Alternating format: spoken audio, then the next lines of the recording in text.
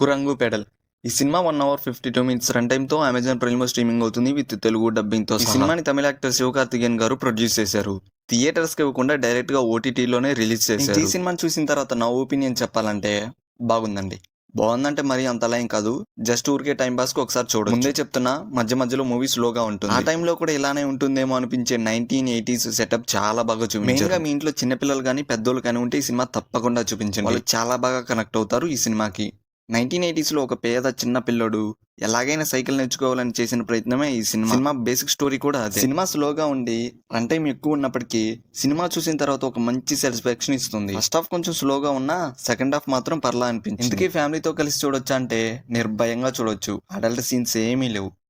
Main గా ఇందాక చెప్పినట్లు మీ ఇంట్లో చిన్నపిల్లలు ఉంటే వాళ్ళకి తప్పకుండా చూపించండి. ప్లస్ పాయింట్స్: ఈ సినిమాలో యాక్ట్ చేసిన చిన్నపిల్లలు చాలా బాగా చేశారు. సినిమా భారం మొత్తం వాళ్ళ మీదే వేశారు. క్లియర్ గా కనబడుతుంది. సినిమా చూసేటప్పుడు అక్కడ స్క్రీన్ మీద ఏం చూపిస్తున్నారో అవన్నీ నేను ఫీల్ అయ్యాను.